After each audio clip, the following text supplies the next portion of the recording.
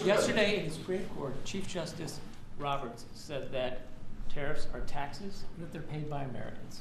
He said this pretty clearly. And yet you're saying that this money is rolling in from other countries. How do you square those two? Well, it is. It's coming in because they've charged us. You know, those same countries that you talk about are charging us massive amounts of money. If you look at the tariffs over the years that were put on our heads, there's a reason we're $38 trillion owed. Now that money's going to start coming down. But we had presidents that didn't know how to use tariffs. We had presidents that had no understanding of business. But if you take a look at what's happened to us, every country charges tariffs. China, the European Union was brutal. They charged us tariffs, not only tariffs, they charged us tariffs so we couldn't sell cars there. We couldn't sell our product. They didn't want our agriculture. They didn't want our cars. Now they're taking our cars, and now they're taking our agriculture.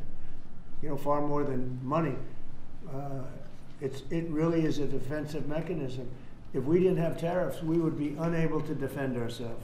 So then do you agree then that Americans are paying those tariffs? I think, no, I don't agree. I think that they might be paying something, but when you take the overall impact, the Americans are gaining tremendously. They're gaining through national security. Look, I'm ending war because of these tariffs. Americans would have to fight in some of these wars. They're gaining in national security. They're gaining in economics. They're gaining in so many different ways. And they're gaining in self-respect for our own country. Other countries used to laugh at us. They would charge us tariffs. Japan was charging us massive tariffs, and yet they wouldn't allow our cars to be sold in Japan. But they were selling 9 million cars here, but they wouldn't allow one car. Not one car was sold in Japan. They don't laugh at us anymore. This is really a matter of, this is national security. And by the way, going bankrupt is national security. You know, our country was really in trouble. Going bankrupt, and the difference between going bankrupt and thriving, that's also national security. When you go bankrupt, when you don't have any money, you have no national security. And we are thriving. I mean, all this money coming into our country that I told you about, the 17 trillion as of now, but it's going up rapidly.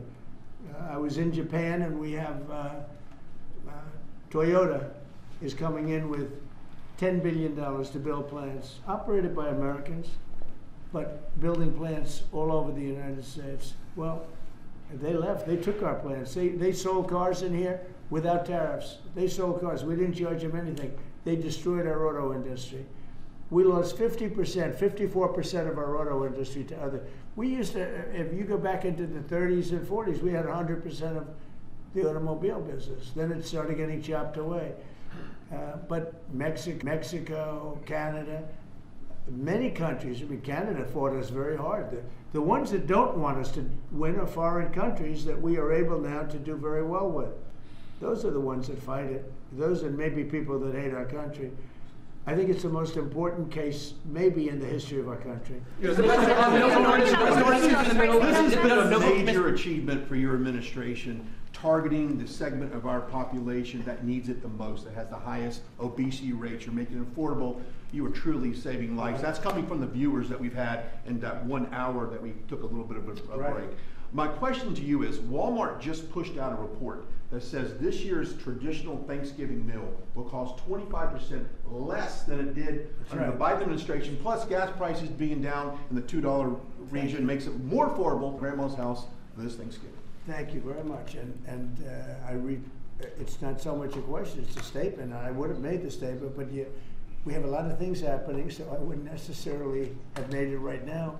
So Walmart, to me, you know, that's AAA, came out that nobody going to influence them. I don't know them. But they just came out with a very powerful statement. They've done it for many years, that under the Biden administration, Thanksgiving meal, a Thanksgiving meal with all the trimmings cost 25% more. In other words, our Thanksgiving this year coming up will cost 25% less than sleepy Joe Biden's. Now, to me, that's better than anything there is. That's better than a poll. They've got everything included, from the trimmings and from the turkey and from everything, a lot of different items. It's 25% less this year than it was last year when he was so-called in charge. He wasn't in charge. The people around the desk were in charge. The European was in charge. That is a big factor. And I was angry last night with the Republicans. They say, you don't talk about this stuff. Nobody talks about it. You know, I rely on a question from a reporter to get that out. We should be talking about it because they talk about affordability. They don't have affordability. We had the highest inflation in the history of our country under Biden. We had high gasoline prices at $4.50, $5 a gallon.